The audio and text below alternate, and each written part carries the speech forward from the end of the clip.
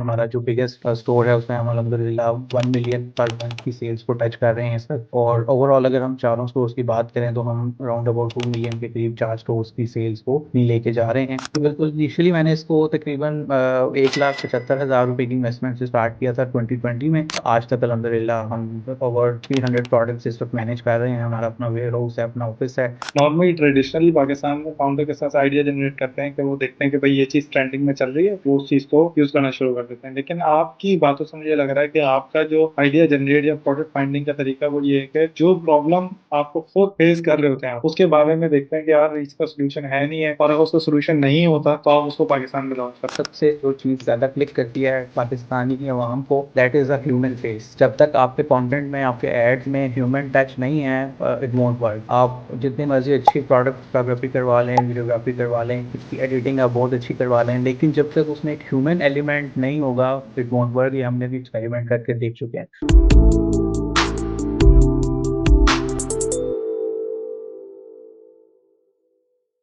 अस्सलाम वालेकुम नाज़रीन, कैसे हैं आप? मैं हूं Mohammad Nabeel from Exit Base. Exit Base इस पॉडकास्ट में हमेशा हम आपके साथ इस तरह के फाउंडर्स को मिलाते हैं जो कि बताते हैं कि उन्होंने किस तरह से अपना बिजनेस स्टार्ट किया और ग्रो किया। आज की ई कॉमर्स सीरीज में हमारे साथ हसन बशीर मौजूद है जो कि अपना successful e commerce brand run कर रहे हैं और मंथली 20 लाख रुपए कमा रहे हैं। तो आज उनसे डिस्कस करेंगे किस तरह से उन्होंने ई कॉमर्स बिजनेस स्टार्ट किया अपनी 3 लाख रुपए की जॉब छोड़ के एक सक्सेसफुल ब्रांड में। अस्सलाम वालेकुम, कैसे हैं सर? जी वालेकुम सलाम, अल्हम्दुलिल्लाह जी। आप कैसे हैं? बिल्कुल ठीक ठाक। अच्छा हसन, सबसे पहले तो आप बताएं अपने बारे में कि आपका बिजनेस क्या है, क्या करते हैं, मंथली कितने पैसे बनाते जी बिल्कुल, हमारे 4 डिफरेंट स्टोर्स हैं जिनको मैं रन कर रहा हूँ, जिसमें सबसे जो मेजर चंक है वो हमारा वॉशविंग के नाम से एक स्टोर है, ऑनलाइन ई कॉमर्स, जिसमें हम home based products, home utility के प्रोडक्ट्स को सेल कर रहे हैं। जिसमें हमारा फोकस है पाकिस्तान में जो क्लीनिंग के इश्यूज हैं घरों में, ऑफिसेज में, उनको कैटर करना। उसके लिए हमने एक स्टोर अपना लॉन्च किया जिसमें हमारे बड़े नीच प्रोडक्ट्स हैं, लेकिन माशाल्लाह अच्छा उसमें हमें रेवेन्यू जनरेट हो रहा है। हमारा जो बिगेस्ट स्टोर है उसमें हम अल्हम्दुलिल्लाह 1 मिलियन पर मंथ की सेल्स को टच कर रहे हैं इस वक्त। और ओवरऑल अगर हम चारों स्टोर्स की बात करें तो हम अराउंड अबाउट 2 मिलियन के करीब 4 स्टोर्स की सेल्स को अपनी लेके जा रहे हैं। और हमारे जो डिफरेंट बिजनेसेस हैं उसको हम खुद ही इन हाउस हर चीज़ हम उसमें मैनेज कर रहे हैं, स्टार्टिंग फ्रॉम प्रोडक्ट हंटिंग से लेके उसकी एग्जीक्यूशन, ऑपरेशंस। तो ओवरऑल हम लोग उसको सारे को खुद ही मैनेज कर रहे हैं। हैं? जबरदस्त। अच्छा, मुझे थोड़ा सा बताएं कि आपका अपना प्रीवियस बैकग्राउंड क्या है। अभी आप ई कॉमर्स स्टोर रन कर रहे हैं, उससे पहले एजुकेशन बैकग्राउंड या बिजनेस बैकग्राउंड या जॉब क्या कर रहे हैं? जी बिल्कुल, मैंने 2015 में ग्रेजुएशन की थी बिजनेस स्टडीज़ में फ्रॉम पंजाब यूनिवर्सिटी। उसके बाद से लाइक जिस तरह से मिडिल क्लास फैमिलीज़ में एक होता है कि हमने एजुकेशन के बाद जॉब के लिए ही भागना है, तो वही सोच थी, वही एक थिंकिंग थी। So we move toward it. और उसके बाद मैंने डिफरेंट ऑर्गेनाइजेशंस में काम किया, जिसमें लाहौर की कुछ बड़ी ऑर्गेनाइजेशंस हैं, फिर इस्लामाबाद की कुछ रियल स्टेट की ऑर्गेनाइजेशंस हैं। सो ओवरऑल 2015 से लेके 2022 तक मैं डिफरेंट ऑर्गेनाइजेशंस में काम करता रहा, जिससे एक अच्छा एक्सपीरियंस मुझे मार्केट का और स्पेशली पाकिस्तानी मार्केट का और एक बिजनेस की अंडरस्टैंडिंग डेवलप हुई कि बिजनेस करना किस तरह से है। उसके बाद मैंने 2020 में एज अ साइड हसल इसको स्टार्ट किया, ई कॉमर्स को अपनी जॉब के साथ साथ इसको कंटिन्यू किया। और डिफरेंट यूट्यूब के ट्यूटोरियल्स और इंटरनेशनल कुछ अच्छे जो लेक्चर्स थे उनको फॉलो किया और उस चीज़ों को सीखा खुद से। क्योंकि हमारी पाकिस्तान का एक एजुकेशन सिस्टम का अलमिया है कि यहाँ पे आपको वो चीज़ें प्रैक्टिकली नहीं करवाई जाती जो आपके आगे काम आएंगी। तो सेम केस था हमारे साथ भी कि हमें यूनिवर्सिटीज़ में, कॉलेजेस में ई कॉमर्स या डिजिटल मार्केटिंग या बिजनेस की नाउ हाउ नहीं दी गई, जस्ट बुकिश नॉलेज की तरफ हमें रखा गया। तो उसको एक्वायर किया और 2020 में मैंने अपना ये बिज़नेस स्टार्ट किया। वो मेरा फर्स्ट एक्सपीरियंस था ई कॉमर्स में, अल्हम्दुलिल्लाह वो अच्छा गया। बहुत मिनिमम इन्वेस्टमेंट से उसको स्टार्ट किया मैंने, और उसको उस ग्रो टाइम पे करते कितनी करते इन्वेस्टमेंट थी 2000। आपके पास? जी बिल्कुल, इनिशियली मैंने इसको तकरीबन 1,75,000 रुपए की इन्वेस्टमेंट से स्टार्ट किया था 2020 में। हमारा बूम आया जब कोविड आया, और कोविड में क्लीनिंग प्रोडक्ट्स की डिमांड वैसे ही बढ़ गई, और एक हमारा आइडिया भी क्लीनिंग प्रोडक्ट्स का था, और वो एक अल्लाह की तरफ से ब्लेसिंग थी हमारे लिए कि वो कोविड आया और वो क्लीनिंग प्रोडक्ट्स की डिमांड इंक्रीज हुई, तो हमारा ब्रांड ग्रो करना शुरू हो गया वहाँ से। और 2022 में अल्हम्दुलिल्लाह मैं उस स्टेज पे था कि मैंने अपनी जॉब क्विट की और फुल टाइम अपने ई कॉमर्स बिजनेस को रन करना शुरू किया। अच्छा, मुझे बताएं कि आइडिया किस तरह से आया। नॉर्मली लगी बंदी जॉब थी, 9 to 5 मजे में लगे हुए थे, तो किस तरह से आइडिया आया कि यार ई कॉमर्स स्टार्ट करना है, और फिर ये जो आपने प्रोडक्ट सिलेक्शन की उस टाइम किस तरह से की? जी बिल्कुल, उसमें बिल्कुल ऐसे ही था कि एक 9 to 5 जॉब थी, लेकिन ग्रोथ अपॉर्चुनिटीज नज़र नहीं आ रही थी, और एक फ्रीडम जो आपको अपने बिजनेस में और अपने एक वेंचर में होती है वो चीज़ नज़र नहीं आ रही थी, स्टक हो गई थी। लग रहा था कि अपना कैरियर स्टक हो गया एक जगह पे। तो उसको ग्रो करने के लिए डिफरेंट आइडियाज़ पे रिसर्च होती थी, डिफरेंट चीज़ों को देख रहा होता था कि किस तरह से अपनी साइड हसल को स्टार्ट की जा सकती है। प्रोडक्ट आइडिया इस तरह से आया कि फाइन डे घर में वॉशिंग मशीन थी जो मदर मेरी बता रही थी कि वो काफ़ी गंदी है, सो उसको क्लीनिंग के लिए जब हम मैनुअल क्लीनिंग कर रहे थे, तो वहाँ से एक चीज़ माइंड में क्लिक की कि हम कोई ऐसी प्रोडक्ट क्यों ना सर्च की जाए या देखी जाए कि जिससे ये वाला सिस्टम ऑटोमेटिक हो जाए। सो मेरा जो फर्स्ट प्रोडक्ट था वो वॉशिंग मशीन क्लीनिंग टैबलेट्स थी, जो मैंने यूएसए से इम्पोर्ट की एक सेलर से। नॉर्मली लोग चाइना से इंपोर्ट करते हैं प्रोडक्ट, लेकिन वो भी मैं टेस्ट करके देख चुका, मतलब फर्स्ट टाइम मैंने दोनों कंट्रीज से इंपोर्ट की। लेकिन चाइनीज़ जो प्रोडक्ट थी और यूएस जो प्रोडक्ट थी उसमें काफ़ी डिफरेंस फील हो रहा था उसकी वर्किंग में। तो उसके बाद उस प्रोडक्ट का वो आइडिया आया, तो उसको हमने फिर प्रॉपर एक ब्रांड की फॉर्म में लेके आया, उसको मैं वॉशविंग के नाम से हमने उसका ब्रांड लॉन्च किया। यहाँ से वो एक प्रोडक्ट क्लिक किया एंड देन मूविंग ऑन, फिर उसी इंडस्ट्री में रह के हमने डिफरेंट प्रोडक्ट्स लॉन्च किए। लाइक सेकंड जो मेरा आइडिया था वो था कि हम शॉपिंग के लिए कहीं जा रहे हैं, ऑफिस जा रहे हैं, या हज उम्रा वगैरह पे जा रहे हैं। सो वहाँ पे एक इशू सबसे बड़ा टॉयलेट सीट्स को यूज़ करने में आता है कि आपको नहीं पता कि वो टॉयलेट सीट इन्फेक्टेड हैं या नहीं हैं, उनमें जर्म्स हैं, उनमें कोई वाटर पार्टिकल्स रिमेनिंग रह गए हैं जो आपको इफेक्ट करेंगे। सो वहाँ से एक चीज़ माइंड में क्लिक की और उस पर रिसर्च की, तो पता लगा कि दुनिया भर में इस पे काम हो रहा है, लेकिन पाकिस्तान में ये प्रोडक्ट अवेलेबल नहीं है। सो फिर सेकंड प्रोडक्ट हमने इंट्रोड्यूस करवाया, डिस्पोजेबल टॉयलेट सीट कवर्स, जो कि जस्ट लाइक पेपर होता है, और उसको आप कहीं पे भी किसी भी पब्लिक टॉयलेट में सीट के ऊपर प्लेस करके इजीली यूज करके फ्लश ऑफ कर सकते हैं। सो इन दो प्रोडक्ट से स्टार्ट किया एंड देन हम उसमें मल्टीपल प्रोडक्ट्स अपने ऐड करते गए, डिफरेंट ब्रांड्स भी क्रिएट करते गए। सो एक जर्नी स्टार्ट हुई और फिर आज तक अल्हम्दुलिल्लाह हम ओवर 300 प्रोडक्ट्स इस वक्त मैनेज कर रहे हैं। हमारा अपना वेयर हाउस है, अपना ऑफिस है, वहाँ से हम सारा कुछ इसको मैनेज कर रहे हैं। अच्छा, एक चीज पहले मैं पीछे जाऊंगा। जिस टाइम आपने जॉब छोड़ी उस टाइम पे आपकी मंथली सैलरी वगैरह क्या थी? I was earning around 3 lakh per month, hmm. Including sales commissions और सैलरी वगैरह इंक्लूड करके 3 लाख पर मंथ। प्लस जो सबसे ज़्यादा जॉब छोड़ने का दुख था वो गाड़ी जो कंपनी ओन मिली हुई थी, फ्यूल अलाउंसेस आपको मिलते हैं, सो वो एक सेक्रीफाइस था जो करना पड़ा। लेकिन अल्हम्दुलिल्लाह एक अच्छी जर्नी थी, जॉब में भी काफ़ी कुछ सीखा। तो उस वक्त मेरी almost 3 lakh take home income थी जो उस वक्त मैं कर रहा था। सही बात है। अच्छा, एक और चीज मुझे जो एक आपसे डिस्कस करके आइडिया हुआ ना कि आप आइडिया कैसे जनरेट करते हैं। नॉर्मली ट्रेडिशनली पाकिस्तान में फाउंडर किस तरह से आइडिया जनरेट करते हैं कि वो देखते हैं कि भाई ये चीज़ ट्रेंडिंग में चल रही है, वो उस चीज़ को यूज़ करना शुरू कर देते हैं। लेकिन आपकी बातों से मुझे लग रहा है कि आपका जो आइडिया जनरेट या प्रोडक्ट फाइंडिंग का तरीका वो ये है कि जो प्रॉब्लम आपको खुद फेस कर रहे होते हैं आप, उसके बारे में देखते हैं कि यार इसका सोल्यूशन है नहीं है, और अगर उसका सोल्यूशन नहीं होता तो आप उसको पाकिस्तान में लॉन्च करते हैं। That's what you do normally, right? जी बिल्कुल, और बिल्कुल ट्रेंडिंग प्रोडक्ट्स में मेरा एक्सपीरियंस था, लेकिन दैट लाइफ स्पैन उस ट्रेंडिंग प्रोडक्ट का बहुत बहुत छोटा होता है, like 3 months 6 months.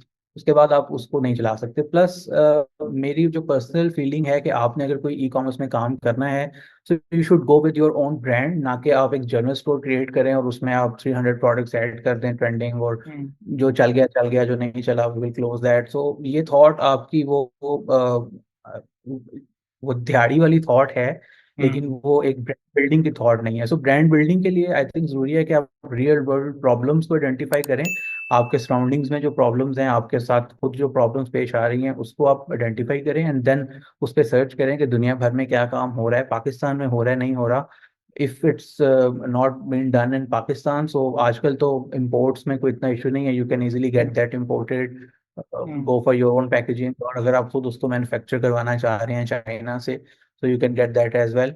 Same case हमने भी किया कि हमने स्टार्टिंग में खुद से इंपोर्ट की, देन वी हमने चाइना और यूएस की जो टैबलेट्स इंपोर्ट की उनको हमने पीसीएसआईआर से टेस्ट करवाया उसकी कंपोजिशन के लिए, एंड वी फाउंड आउट कि क्या कंपोजिशन जो यूएस में यूज हो रही है वो सेम कंपोजिशन हमने चाइनीज सप्लायर्स को दी कि हमें इस कंपोजिशन में चाहिए। ऑल्दो उसकी कॉस्ट 2x चली गई, लेकिन स्टिल वो यूएस से काफी इकोनॉमिकल हमें पड़ा। सो दैट्स हाउ हम उस आइडिया को वैलिडेट भी करते हैं और उसके बाद उस पर हम इकोनॉमिक्स में भी वर्क करते हैं कि हम उसको लो कॉस्ट में से सेम चीज़ मैन्युफैक्चर करवाएं। और तब से अब तक अल्हम्दुलिल्लाह हमें रिपीट कस्टमर्स हैं हमारे ऑलमोस्ट 50-60%।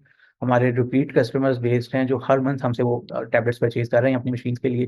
और वो अल्हम्दुलिल्लाह एक ब्रांड का यही फायदा है कि वो लोगों के माइंड में एक तो रहता है, प्लस आप उसमें एक लॉन्ग टर्म बिजनेस क्रिएट कर सकते हैं। बिल्कुल सही है। अच्छा, यहाँ पे थोड़ी सी हम बात कर लेते हैं यूनिट इकोनॉमिक्स की ना। तो फॉर एग्जांपल आपका जो टैबलेट है वो कितने की, उसकी कॉस्ट, रिटेल प्राइस कितनी है उसकी? ठीक है। अच्छा, उसमें हम लोग डिफरेंट पैक्स की सूरत में उसको सेल कर रहे होते हैं। लाइक हम on pack of average. 3 tablet 6। Hmm. On average हमारी उसकी कॉस्ट जो है वो जो बायर को पड़ती है वो अराउंड 150 रुपीज कॉस्ट कर रही होती है बायर को। सही।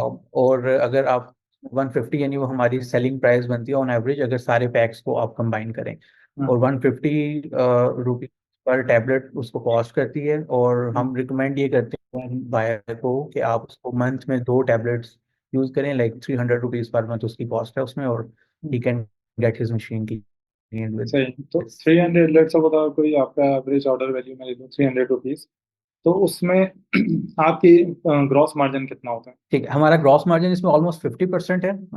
जो अब हम खुद मैन्युफैक्चर करवा रहे हैं, सो हमारा जो ग्रॉस मार्जिन है दैट इज अराउंड 50%। तो अगर इसका मतलब 300 रुपीज का अगर एवरेज ऑर्डर वैल्यू है तो उसमें 150 आ गया आपका ग्रॉस मार्जिन, या कॉस्ट ऑफ गुड सोल्ड आपकी 150 रुपीज हो गई। अब जो बाकी 150 रुपीज हैं, ये बिल्कुल तो ऑलमोस्ट। उसमें आपकी वेरिएबल कॉस्ट क्या क्या है और फिक्स कॉस्ट क्या क्या जी इंक्लूड हो जाते हैं, जैसे एड्स ये बिल्कुल कितना लगता है पर परचेज? वेरिएबल बिल्कुल एड्स पे हम लोग अगर पर यूनिट पर ऑर्डर बेस अब बात करें तो हमारा एड्स पे हम ऑलमोस्ट 25 to 30 रुपीज स्पेंड कर रहे हैं पर परचेज पर प्रोडक्ट। यानी 300 में से वो माइनस कर लें आप। उसके बाद हमारा जो मेजर एक्सपेंस है उसके बाद पैकिंग, क्योंकि हम अपने ब्रांड की पैकिंग उस पर यूज़ कर रहे हैं। Thank you cards, marketing materials, वो सब ऑलमोस्ट 10 रुपीज हमें वो कॉस्ट कर रहा है। And then courier cost obviously वो क्लाइंट और हम डिवाइड कर रहे होते हैं, कुछ हम बायर से लेते हैं पेमेंट, उसमें ऐड ऑन है प्रोडक्ट की कॉस्ट में। सो ओवरऑल जो हमारा इसमें नेट प्रॉफिट मार्जिन है that is around 25%, 20 to 25%, depending upon कुछ मंथ्स में 20 एंड कुछ में 25% के अराउंड हम नेट मार्जिन उसमें माइनस ऑल यानी कि expenses. 75 rupees per average order value आपको नेट प्रॉफिट बचता है, राइट? बिल्कुल बिल्कुल, ये हम बात कर रहे हैं 300 रुपीज बिल्कुल। बास्केट साइज की। बिल्कुल। हमारी जो मैक्सिमम वैल्यू है दैट इज 1400, उसमें आपको 15 टैबलेट्स मिलती हैं 1400 में। सो उसमें ऑब्वियसली हमारी एवरेज ऑर्डर वैल्यू इंक्रीज हो जाती है। अच्छा, आप ये बताएं कि इसमें रिटर्न को किस तरह से मैनेज करते हैं, क्योंकि ई कॉमर्स में अच्छा, रिटर्न पाकिस्तान में देखिए। रिटर्न ज़्यादा आते हैं। जी बिल्कुल, आपने बिल्कुल ठीक बात की। पाकिस्तान में जो सबसे बड़ा इशू है वो ई कॉमर्स में दैट इज रिटर्न्स। उसको मैनेज हम लोग इस तरह से कर रहे हैं कि हम हमारी डेडिकेटेड कस्टमर सपोर्ट टीम है जो ऑर्डर प्लेसमेंट से लेके ऑर्डर डिलीवरी तक हमारे कस्टमर के साथ इन टच रहती है कॉल के थ्रू। और अगर कोरियर कंपनी की तरफ से कोई भी नेग्लिजेंस होती है तो उसमें हम उनको टाइमली इन्फॉर्म कर रहे होते हैं कि ये पार्सल फेक रीज़न की वजह से डिले हो रहा है या फेक रीज़न की वजह से वापस वेयर हाउस आ रहा है, तो इसको मैनेज करवाएं। और अल्हम्दुलिल्लाह वो उसको मैनेज करते हैं कोरियर वाले। ऐसा नहीं है कि कोरियर सारे ही पाकिस्तान में ऐसे हैं, there are some of them जो बहुत अच्छा काम कर रहे हैं। I will name them PostEx, हम उनके साथ पिछले 5 साल से काम कर रहे हैं, हमें कभी कोई इतना इशू नहीं आया। Trax although they are a bit expensive, लेकिन काफ़ी अच्छा उनका भी रिस्पॉन्स है इन चीज़ों में। सो इसका सिर्फ एक ही सोल्यूशन है। अगर आप अपना रिटर्न फ्रॉम एवरेज जो हमें रिटर्न आ रहा है दैट इज अराउंड 7%। और ये सेवन 7% परसेंट बहुत कम नहीं है आपका रिटर्न? जी, दैट यही रीजन मैं आपको बता रहा हूँ कि हमारी वही रीजन है कि हम कस्टमर के साथ इन टच रहते हैं और फेक रीजंस को हम एलिमिनेट करने की कोशिश करते हैं। अच्छा, इसका हमने मुझे लगता है ये एक और रीजन शायद ये भी है कि आपका जो प्रोडक्ट का जो प्रोडक्ट टाइप है वो भी इस तरह की है कि शायद उसमें रिटर्न कम ही आते होंगे। कुछ प्रोडक्ट ऐसे रहते हैं, क्योंकि ये इम्पल्स बाइंग नहीं हो सकती ना। मतलब मैं बैठे बैठे नहीं अच्छा बोलूंगा कि मुझे चाहिए। अब आके इसके क्योंकि कंपेटिटर्स पाकिस्तान में आए हैं, लेकिन अगेन वही बात है कि वो लोग चाइनीज प्रोडक्ट मंगवा के जस्ट अपने स्टोर पे सेल कर रहे हैं। उनका कोई ब्रांड नहीं है, उनको इसकी कंपोजिशन का आइडिया नहीं है। हम लोगों ने 6 साल इसकी कंपोजिशन पे वर्किंग की है। सो वो कंपेटिटर हैं और वो ऑलमोस्ट 50% लेस प्राइस पे बेच रहे हैं। सो एक रिटर्न रीजन ये भी आती है कि कस्टमर ने फेसबुक पे ऑर्डर प्लेस किया आपके ऐड के थ्रू, एंड जब वो ऑर्डर प्लेस करके वापस फेसबुक पे आया तो उसको सेम प्रोडक्ट का ऐड कहीं और नजर आया, वो वहां पे प्लेस कर देगा और आपसे अपना ऑर्डर कैंसिल कर देगा, या जब राइडर जाएगा तो तब कैंसिल कर देगा। सो उस चीज़ को मेक श्योर करने के लिए हमारे टू स्टेप्स वेरिफिकेशन है। हम सबसे पहले कस्टमर को कॉल करते हैं, ऑर्डर प्लेस जब हो जाता है उसके बाद ऑलमोस्ट हम 2 आवर्स के बाद उसको कॉल कर रहे होते हैं वर्किंग आवर्स में, और उससे हम ऑर्डर कंफर्म करते हैं। अगर उसका डिसीजन चेंज होना हो तो वहीं पे हो जाता है 2 घंटे के अंदर या 3 घंटे के अंदर। सो एक एडवांटेज हमें वो होता है। सेकंड, हम फिर जब तक डिलीवर नहीं होता हम उस पार्सल को ट्रैक कर रहे होते हैं, और यही रीज़न है कि हमारा रिटर्न रेट 7% है। ये बैरियर जो एक हमने बीच में एक चेक बैरियर लगाया है, अगर हम इसको रिमूव करें, वो हम करके देख चुके हैं, तो हमारा रिटर्न 22% तक भी चला गया था। लेकिन इस कस्टमर सपोर्ट के इंक्लूजन की वजह से हमारा रिटर्न इस वक्त एवरेज अलहमदिल्ला 7% है। अच्छा, मुझे एक और चीज़ ये बताएं कि अगर लेट सपोज आप अपने पर्टिकुलर प्रोसेस में फ्रॉम स्टार्ट टू एंड किस किस तरह के सॉफ्टवेयर टूल्स यूज़ करते हैं ताकि आपके जो प्रोसेसेस हैं वो मैनेज हो सके, एफिशिएंटली यूज़ हो सके। अच्छा, सबसे पहले जो हम प्रोडक्ट हंटिंग वगैरह करते हैं उसके लिए आपके पास बंडल ऑफ ऑप्शंस अवेलेबल हैं। हम लोग Facebook ads library different countries में जाके उस चीज़ को सर्च करते हैं कि उस पर क्या एड्स चल रहे हैं। It's self Ali Baba and Ali express पे आपको काफ़ी आइडियाज और प्राइसिंग रिलेटेड चीज़ें मिल जाएंगी। देन पिंटरेस्ट, पिंटरेस्ट पे आपको काफ़ी कुछ रिगार्डिंग न्यू प्रोडक्ट्स और क्या ट्रेंडिंग में चल रहा है, या प्रॉब्लम का सोल्यूशन क्या है, उससे आप नए आइडिया जनरेट करते हैं। ये प्रोडक्ट हंटिंग हो गई। एड्स के लिए हम लोग ऑब्वियसली फेसबुक यूज़ कर रहे हैं एज अ टूल भी, उसको एड लाइब्रेरी को ही यूज़ किया जा रहा है। ऑर्डर प्रोसेसिंग, ऑर्डर वेरिफिकेशन के लिए हम लोग आसान रिटेल के साथ काम कर रहे हैं फ्रॉम पास्ट 1 ईयर ऑलमोस्ट, और अल्हम्दुलिल्लाह वो सॉफ्टवेयर से हमारी काफ़ी चीज़ें स्ट्रीमलाइन हुई हैं। हमारे रिटर्न्स, हमारे कोरियर मैनेजमेंट, पेमेंट के इश्यूज कोरियर के साथ, वो सब कुछ 1 क्लिक अवे रिपोर्ट जनरेट हो जाती है। सो ऑर्डर प्लेस होने से लेके ऑर्डर डिलीवरी तक वो सॉफ्टवेयर हमारी हर स्टेज पे हेल्प कर रहा होता है। सो ये कुछ टूल्स हैं जो हम यूज़ कर रहे हैं। इसके अलावा उसी टूल के अंदर फिर आप एड ऑन्स अपने कॉल वेरिफिकेशन के लिए, कोरियर के रिटर्न्स को मैनेज करने के लिए, वो डिफरेंट एड ऑन्स उसी आसान रिटेल के अंदर इंटीग्रेट करके हम उन सारों को एट वन प्लेस हम उसको मैनेज कर रहे हैं। अच्छा, इसके अलावा मुझे बताएं कि आपकी what is your marketing strategy. जब आपने स्टार्ट किया तो सिर्फ फेसबुक एड जिस तरह से नॉर्मली लोग कर रहे थे, या आपकी कोई इंसाइट है कि यार मार्केटिंग में इन जिन चीज़ों का ख्याल रखना चाहिए। देखिए, हम लोग स्टार्ट में तो बिल्कुल बिल्कुल लाइक अदर्स हमने भी एक वीडियो उठाई और उसको लगा दिया टेस्ट करने के लिए, वैलिडेट करने के लिए। लेकिन with the time, with like 30-40 days, वो क्रिएटिव आपका फटीग हो जाता है और आपको नए क्रिएटिव्स चाहिए होते हैं। सो हमारी मार्केटिंग स्ट्रेटजी में भी इस वक्त मेन जो रोल है वो क्रिएटिव्स का है। हम लोग कोशिश करते हैं कि रेगुलर बेसिस पे नई वीडियोस शूट करें, अपने प्रोडक्ट्स की फीडबैक्स कस्टमर्स के वीडियो की फॉर्म में आए उनको शूट करें। सो हमारी मेन जो मार्केटिंग स्ट्रेटजी है वो कंटेंट के अराउंड ही रिवॉल्व कर रही होती है कि हम जितना स्ट्रॉन्ग कंटेंट लेके आएंगे, हम उतनी ही अच्छी मार्केटिंग हमारी होगी। रिगार्डिंग जो प्लेसमेंट्स हैं, हम लोग स्टार्टिंग में टिकटॉक एड्स को भी हमने ट्राई किया, पिंटरेस्ट एड्स, स्नैपचैट एड्स को भी ट्राई किया अलॉन्ग विद फेसबुक। लेकिन जो सबसे अच्छा रिस्पॉन्स था वो आज तक फेसबुक एड से ही है। और हमारी स्ट्रेटजी में ऑलमोस्ट 75% बजट हम फेसबुक एड्स को ही दे रहे हैं। रिमेनिंग 25% हम जो है वो आउटडोर मार्केटिंग, जिसमें हम लोग डिफरेंट इवेंट्स में पार्टिसिपेट कर रहे होते हैं, वहाँ पे स्टॉल्स वगैरह ले रहे होते हैं, वहाँ पे अपने प्रोडक्ट को इंट्रोड्यूस करवा रहे होते हैं। सो रिमेनिंग 25% हम वो करते हैं। लेकिन एज पर पाकिस्तान मार्केट हम डिफरेंट चीज़ें ट्राई कर चुके हैं, लेकिन फेसबुक एड्स के अलावा हमारे लिए कोई चीज़ वर्क नहीं की। मुझे थोड़ा सा ना कंटेंट के अंदर थोड़ा सा गाइड करें कि कंटेंट लेट सपोज जो सुन रहे हैं और जिन्होंने ई कॉमर्स अभी बिल्ड करना चाह रहे हैं, या वो स्टक हुए हैं, उनकी सेल जो है वो 1 लाख 2 लाख से ऊपर ही नहीं जा रही, ठीक है। तो उनके लिए बताएं कि कंटेंट के अंदर जब कंटेंट बना रहे हैं तो उनमें किन किन चीज़ों का ख्याल रखना चाहिए। व्हाट डू यू थिंक, क्या की इंडिकेटर पॉइंट्स हैं जिसकी वजह से कंटेंट का आरओएस अच्छा आ जाए, क्योंकि at the end of the day तो आरओएस लेना है। जी बिल्कुल। देखिए, सबसे जो हमने अपने 5 ईयर 6 ईयर्स के एक्सपीरियंस में भी देखा है कि सबसे जो चीज़ ज़्यादा क्लिक करती है पाकिस्तानी अवाम को, that is a human face. जब तक आपके कंटेंट में, आपके एड्स में ह्यूमन टच नहीं है, इट वॉन्ट वर्क।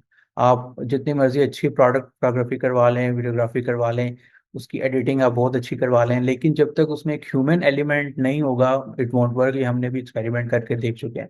तो हम भी स्टार्ट में यही करते थे कि सिर्फ प्रोडक्ट को फोकस करके क्रिएटिव्स करते थे, लेकिन उसकी कॉस्ट वर्सेस जब से हमने इन्फ्लुएंसर्स को यूज़ किया, यूजीसी वीडियोस को हमने यूज़ किया, उसके वर्सेस उसकी कॉस्ट ऑलमोस्ट 50-60% नीचे हमारी पर परचेज कॉस्ट आई। तो कंटेंट में आपको एक तो ह्यूमन एलिमेंट ऐड करना है, और उसके लिए आई थिंक जो नए स्टार्ट कर रहे हैं लोग या जो करना चाह रहे हैं उनको ये एडवाइस दिया कि आप अपना कैमरा शाइनेस खत्म करें। कोई इशू नहीं है, आपके पास कोई हैविली पेड मॉडल्स नहीं है, कोई इन्फ्लुएंसर्स नहीं है, आप खुद प्रोडक्ट लेके कैमरे पे आ जाएं, उसकी ब्रीफिंग दें। अगर आपको अपने प्रोडक्ट पे ट्रस्ट है तो आप अपना फेस इंट्रोड्यूस करवाएं उसमें कंटेंट में। और कोई इतनी वो मुश्किल चीज़ नहीं है, ना ही कोई रॉकेट साइंस है, आपने प्रोडक्ट इंट्रोड्यूस करवाना है। लोग ट्रस्ट करते हैं ह्यूमन एलिमेंट पे। सो काफ़ी एग्जांपल्स आपको इसकी पाकिस्तानी मार्केट में मिल भी जाएंगे अभी रिसेंटली भी। सो आई थिंक दैट आप कंटेंट में ह्यूमन एलिमेंट अपना ऐड करें, और यू विल सी कि आपकी सेल्स कैसे स्काई रॉकेट करती हैं। बिल्कुल सही। अच्छा, मुझे एक और चीज़ ये बताएं कि प्राइसिंग स्ट्रेटेजी क्या होनी चाहिए। फॉर एग्जांपल, अगर एक चीज़ मुझे कॉस्ट कर रही है 2 रुपए की, तो मुझे प्राइसिंग किस तरह से करनी चाहिए जिसमें मैं प्रॉफिटेबल हो सकूँ लॉन्ग। प्राइसिंग स्ट्रेटजी में सबसे पहले तो ऑब्वियसली आपने अपनी प्रोडक्ट कॉस्ट को कंसिडर करना है। देन अगर आप उसको इंपोर्ट कर रहे हैं तो उस कॉस्ट को माइंड में रखें कि इंपोर्ट की कॉस्ट भी आजकल टैक्सेस काफ़ी तेज़ी से फ्लक्चुएट कर रहे हैं, कस्टम ड्यूटीज़ काफ़ी तेज़ी से फ्लक्चुएट कर रही हैं ड्यू टू ऑन गोइंग जो सर्कमस्टांसिस चल रहे हैं पोर्ट्स पे। So, उसको भी कंसिडर करना है। प्लस जो सबसे बड़ी चीज़ जिसमें हमारे स्टूडेंट्स, मेरे कुछ स्टूडेंट्स भी हैं, वो इस चीज़ में मार भी खा जाते हैं अपने ई कॉमर्स वेंचर्स में, कि उन्होंने रिटर्न कॉस्ट को इंक्लूड नहीं किया होता अपनी प्राइसिंग स्ट्रेटजी में। सो फॉर एग्जांपल, अगर आप 10 पार्सल भेज रहे हैं और 2 पार्सल आपके रिटर्न आए हैं, सो आपने उन दो की कोरियर कॉस्ट को भी कहीं ना कहीं अकोमोडेट करना है। तो you have to consider that as well कि आप प्राइसिंग जब अपनी सेट कर रहे हैं, सो वो आपने करनी है। इसके अलावा कंपेटिटर किस रेट पे बेच रहा है उसको भी कंसिडर करें, लेकिन उसको आप, अगर आपको अपनी प्रोडक्ट पे ट्रस्ट है, आपको पता है कि आपका प्रोडक्ट कंपेटिटर से बहुत बेहतर है, so you can set your own price. और अगर आपकी प्रोडक्ट अच्छी है, आपकी मार्केटिंग अच्छी है, तो you can beat anyone in the market. And then आपने प्रॉफिट मार्जिन भी ऑब्वियसली अपना रखना है, तो उसमें आप ऑलमोस्ट 10 to 20% प्रॉफिट मार्जिन भी आपका नेट बच रहा हो, माइनस ऑल एक्सपेंसेस। सो प्राइसिंग स्ट्रेटजी में जो मेन 3 चीज़ें कंसिडर करनी है, 4 चीज़ें बल्कि, import या मैन्युफैक्चरिंग कॉस्ट जो भी आपकी है, that is to be considered. And then Facebook ads cost, क्योंकि अभी Q4 भी चल रहा है और इसमें एड कॉस्ट 25-30% ऊपर चली जाती है। सो ये भी आपका फोरकास्टिंग में होना चाहिए कि जब मैं लास्ट क्वार्टर में एड्स चला रहा हूँ तो मेरी कॉस्ट ज़्यादा आएगी, वो अब लॉस करके ना बैठ जाएं। एंड रिटर्न्स में भी सेम आपको ये चीज़ ऐड करनी है कि अगर आपके 20%-30% रिटर्न्स आ रहे हैं तो उसकी कॉस्ट भी आप मैनेज कर रहे हो, ना कि वो आप एंड ऑफ द मंथ अपनी जेब से पे कर रहे हो और फिर आप अपना बिजनेस बंद करके बैठ जाएं। अच्छा, what is the best way जो लॉन्च करना चाह रहे हैं इस टाइम पे ई कॉमर्स, तो what do you think, what is the best strategy to launch the e commerce. किन किन चीज़ों के साथ करना चाहिए, क्या फायदा होना चाहिए। देखिए, सबसे पहले तो आपको मार्केट में गैप आइडेंटिफाई करना है कि किस चीज़ में इस वक्त गैप है ई कॉमर्स में। अगर आप मेरा पर्सनल ओपिनियन पूछेंगे तो इस वक्त हर कोई, हर दूसरा बंदा I think skin care products में एंटर हो रहा है, हर दूसरा बंदा जेनेरिक ट्रेंडिंग प्रोडक्ट्स में एंटर हो रहा है। सो इन दो चीज़ों को आप अवॉइड करें। स्किन केयर ऑब्वियसली इस वक्त ट्रेंडिंग है, लेकिन उसमें जिस तरह से बड़े प्लेयर्स एंटर हो चुके हैं, इंक्लूडिंग सम सेलिब्रिटीज और इंक्लूडिंग सम बिग कंपनीज, तो उनको बीट करना आपके लिए काफ़ी मुश्किल होगा।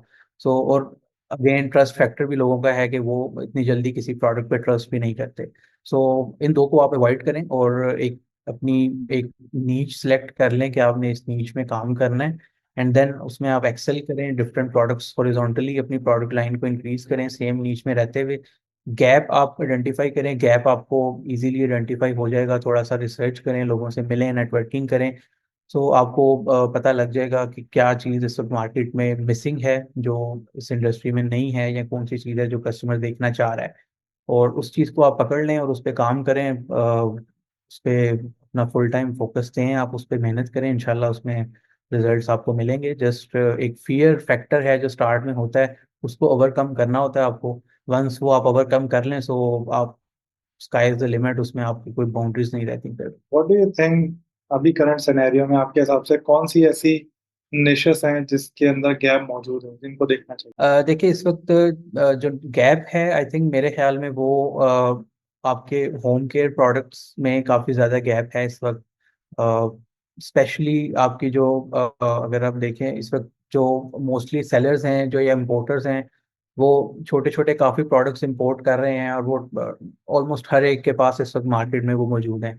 सो आपने वहाँ पे गैप आइडेंटिफाई करना है कि अगर एक प्रोडक्ट है भी, लेकिन उसमें अगर वो वर्किंग उसकी उसकी बेहतर करके वर्किंग में उसको, या उसको एटलीस्ट उस प्रोडक्ट को बेहतर अंदाज में प्रेजेंट कर सकता हूँ ऑडियंस को, सो उस चीज़ को आप यूज़ करें। लेकिन इस वक्त जो अच्छी इंडस्ट्रीज हैं उसमें home care number one, number two में आप जो इस वक्त आपका वुमेन की कैटेगरी है, गर्ल्स एंड वुमेन्स की, जिसमें आपके नेल्स नेल्स के डिफरेंट आजकल काफ़ी एडवांस्ड उसमें टूल्स आए हैं नए।